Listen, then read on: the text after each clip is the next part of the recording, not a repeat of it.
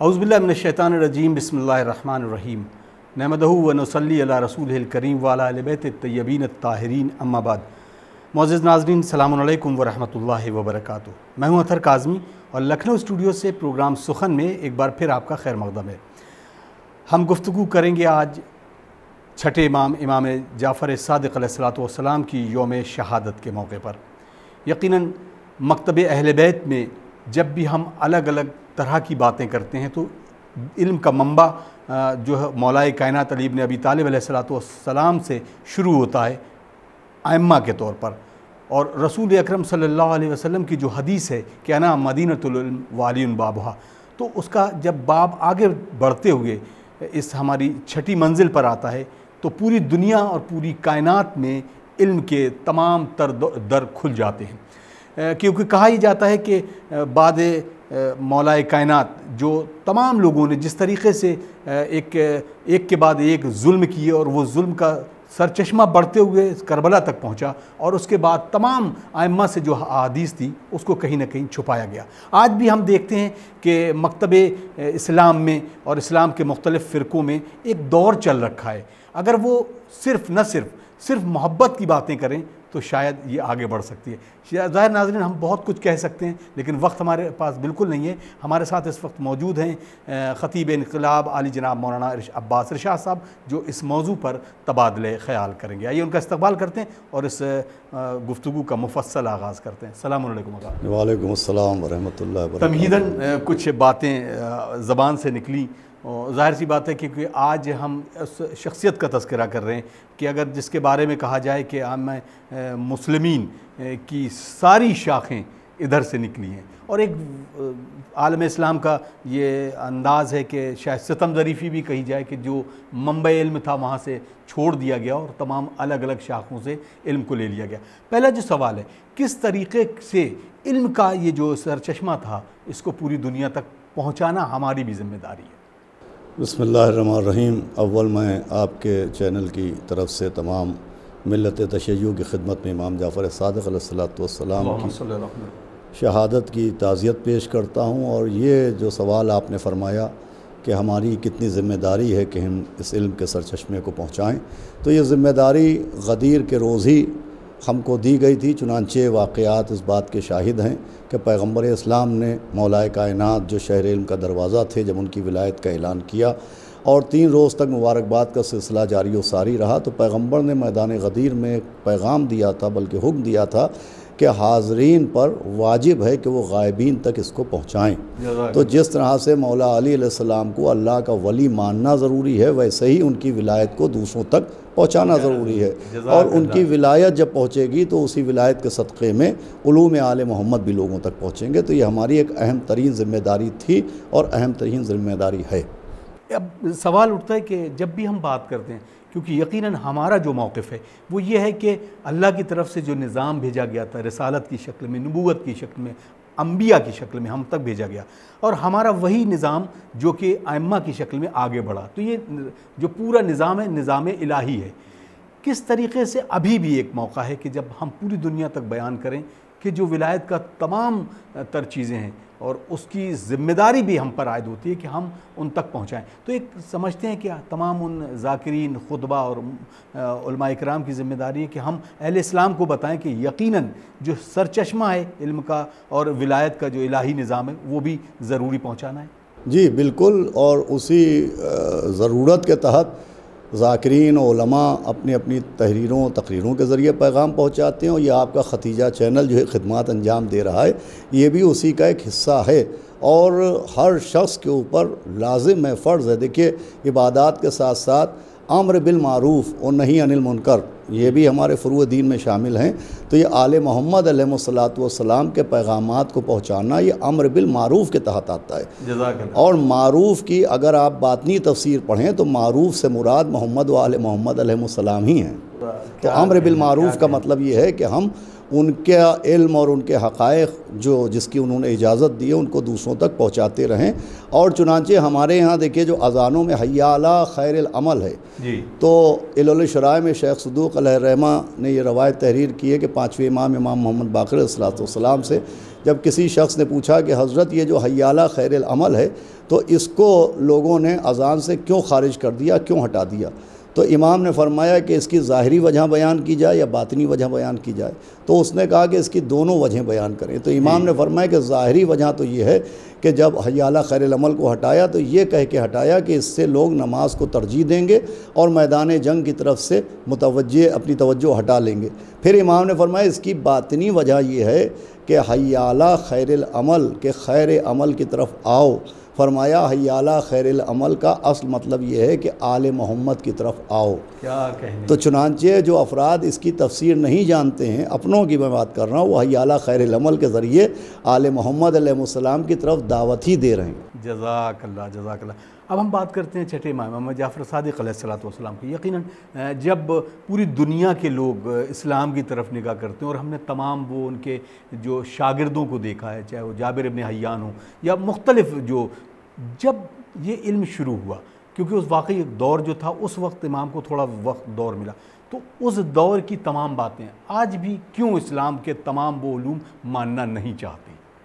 دیکھیے، اس کا اصل سبب اہل بیت اطہار کی عداوت ہے۔ آپ جب تاریخ پڑھیں گے تو آپ ایک بات یہ غور کریں گے کہ اہل بیت کی عداوت میں بہت سے معاملات طے کیے گئے۔ چنانچہ اس وقت بھی ہم اصحاب کو مانتے ہیں، ہم ازواج کو مانتے ہیں۔ ایک نعرہ یہ لگتا ہے کہ صاحب ہم اصحاب کو مانتے ہیں، ازواج کو۔ تو وہ افراد جو اصحاب کی محبت کا دعویٰ کرتے ہیں تو ان سے ہم کو سوال کرنے کا حق ہے کہ کیا جناب سلمان اصحاب میں نہیں ہیں؟ کیا جناب ابو ذر اصحاب میں نہیں ہیں؟ کیا جناب رشید ہجری اصحاب میں نہیں ہیں؟ کیا جناب مقداد اصحاب میں نہیں ہیں؟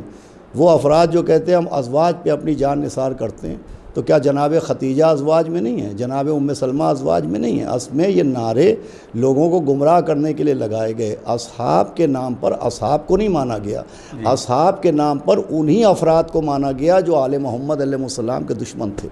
ازواج کے نام پر انہی ازواج کو مانا گیا جنہوں نے اہل بیت کی دشمنی کو تقویت دی۔ تو یہ ایک دھوکہ دیا جاتا ہے، اور اصلاً عداوت اہل بیت اطہار کی تھی۔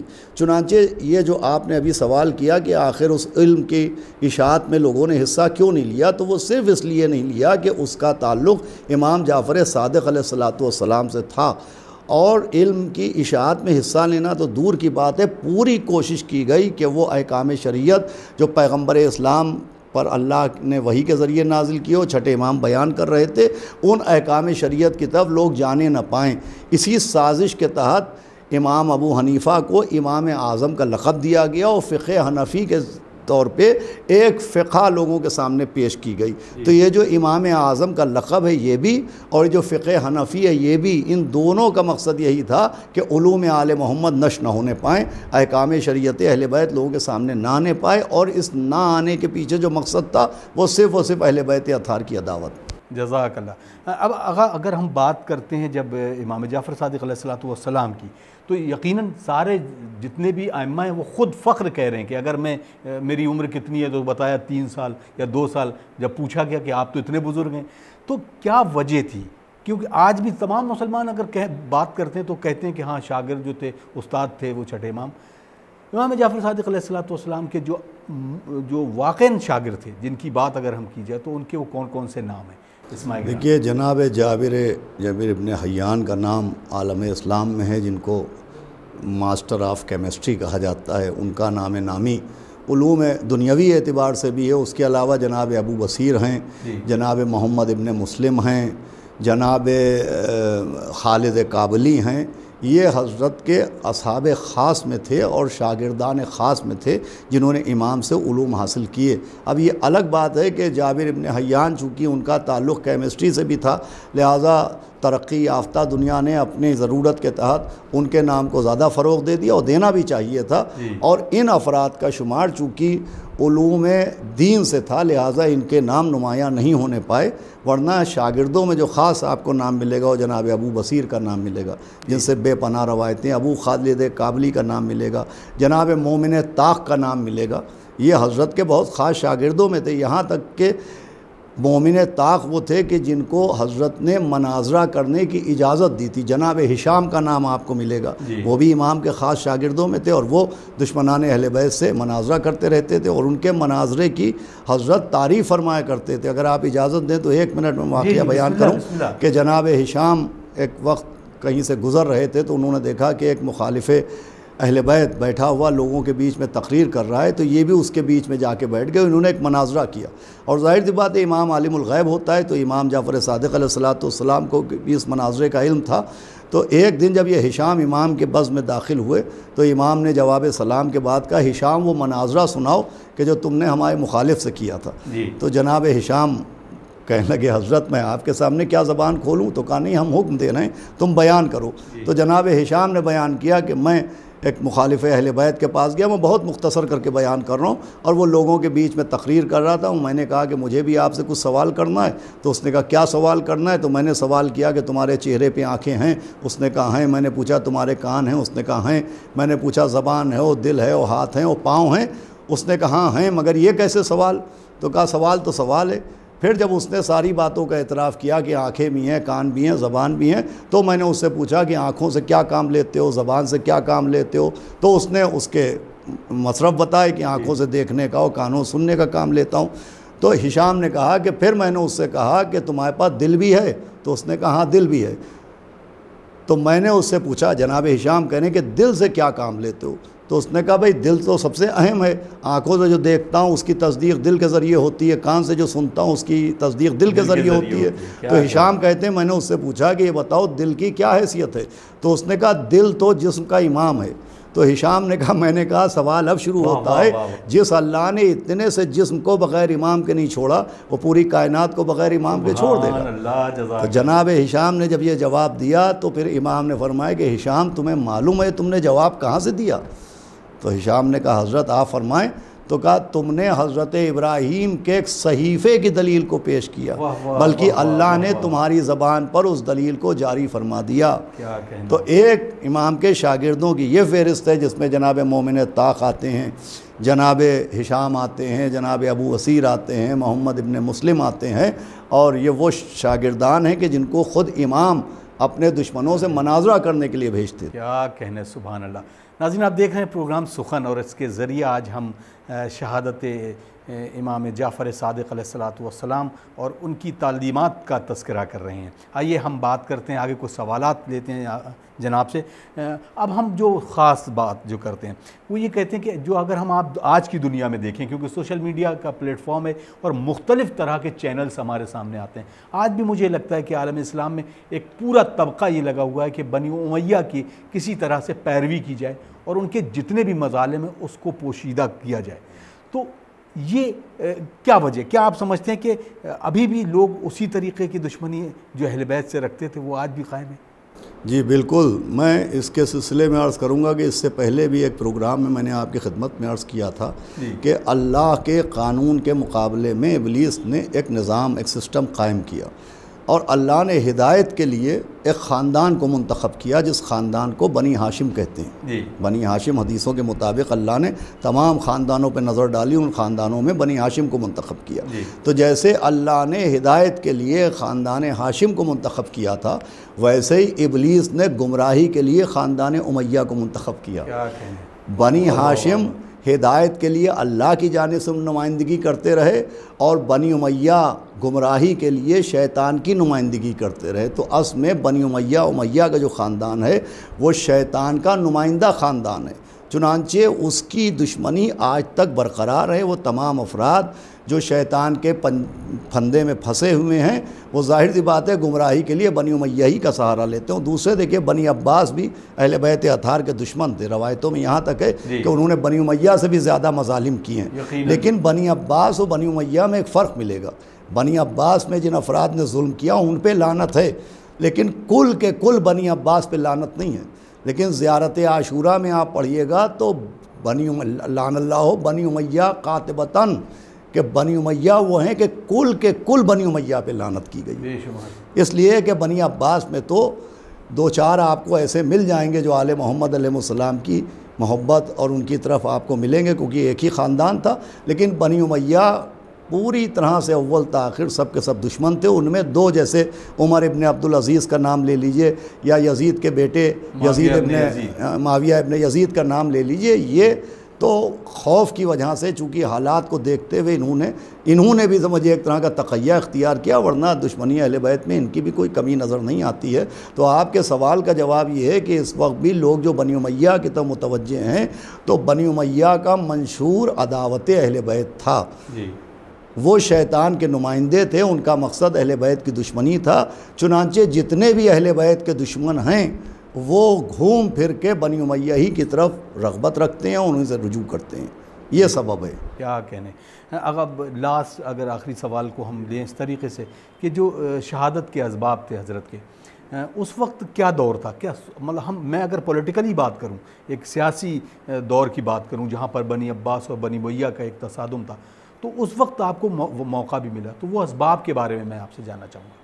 دیکھیے, امام جعفر صادق علیہ الصلوۃ والسلام کا دور جو تھا, یوں کہا جاتا ہے کہ آزادی کا دور تھا. ایسا ایک تصور لوگوں کے دماغ میں ہے کہ بالکل ایک آزادی مل گئی تھی. حالانکہ چھٹے امام علیہ السلام کا دور بہت ہی نازک دور تھا.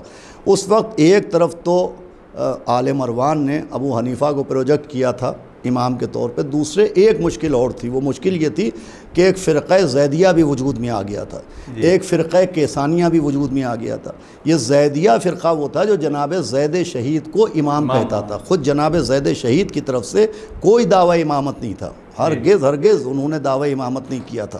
یہ زیدیہ فرقے کے افراد نے خود ان کو امام مانا, اور انہوں نے ایک یہ تصور پیدا کیا کہ صاحب امام وہ ہوگا جو قیام کرے, یعنی جو گھر میں بیٹھے رہیں گے وہ امام نہیں ہوں گے, جو میدان جنگ میں دشمن کے مقابلے میں آئیں گے وہ امام ہوں گے. تو ایک زیدیہ فرقہ تھا جو جناب زید کی امامت کا اعلان کرا تھا. کیسانیہ فرقہ جناب محمد حنفیہ کی امامت کا اعلان کر رہا تھا. کیسان جناب محمد حنفیہ کا غلام تھا, اس نے یہ عقیدہ رائج کیا کہ جناب محمد حنفیہ کا انتقال نہیں ہوا ہے بلکہ وہ پردہ غیب میں چلے گئے اور وہی امام آخر ہیں جو ایک دن ظہور فرمائیں گے. تو اس عقیدے کے ہی بہت سے افراد ہو گئے تھے, یہاں تک کہ جناب مختار کو بھی کیسانی کہا جاتا تھا.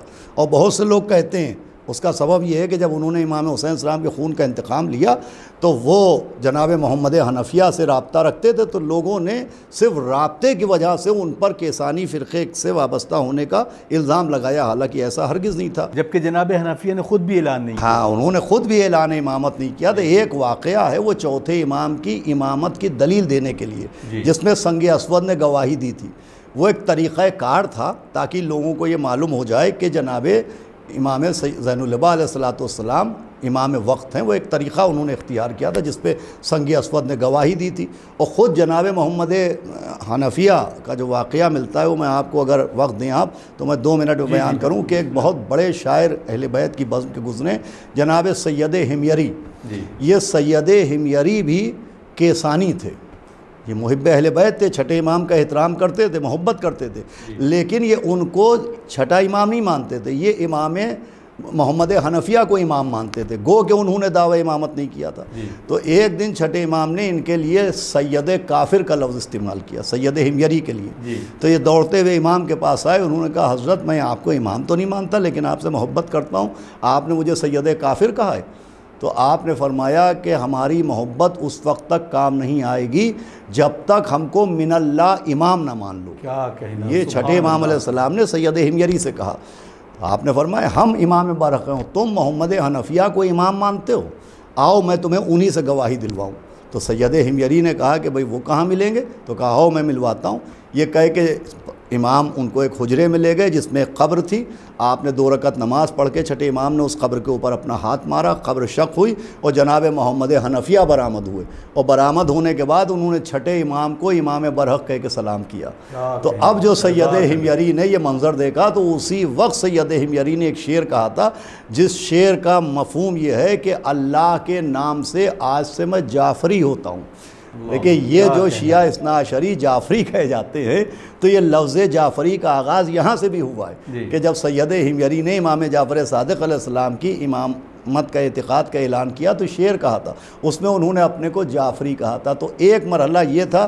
اچھا سید حمیری ادھر آ گئے مگر کچھ افراد اس طرح کا دعویٰ رکھتے تھے. تو ایک طرف زید شہید کو امام مانا جا رہا ہے، ایک طرف محمد حنفیہ کو امام مانا جا رہا ہے، دوسری طرف ابو حنیفہ کو امام مانا جا رہا ہے، تو یہ بڑا سخت موقع تھا۔ پھر تیسری طرف بنی عباس کی طرف سے بنی امیہ سے جو جنگ چل رہی تھی تو وہ بھی امام کا سہارا لے کے خود جگہ جگہ قاصد جاتا تھا، وہ یہ کہتا تھا کہ ہم جو بنی امیہ کو مار رہے ہیں تو یہ چھٹے امام کا حق ہے، ہم حکومت ان کے حوالے کریں گے، ان کے ہینڈ اوور کریں گے۔ اس میں بھی امام کا نام لیا جا رہا تھا، چنانچہ امام اس کی تردید کرتے تھے، اپنے چاہنے والوں سے بتاتے تھے کہ ان کے جال میں نہ آنا، اس لیے کہ یہ صرف ہمارا نام لے رہے ہیں، یہ حکومت ہم کو نہیں دینے والے۔ چنانچہ ابو صفا ابو العباس، جس کو صفا کہا جاتا ہے، جب پہلا خلیفہ بنا ہے وہ بنی عباس کا، اس نے خط بھیجا امام کو، کہا کہ آئیے یہ حکومت آپ کے لیے حاضر ہے، تو امام نے اس خط کو لے کے آگ میں ڈال دیا۔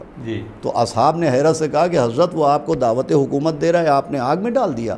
آپ نے کہا یہ دعوت حکومت دھوکہ ہے، فریب ہے، تم لوگوں کو گمراہ کرنے کے لیے، جاؤ معلوم کرو وہ اپنے ہاتھ پر بیعت کروا چکا ہے۔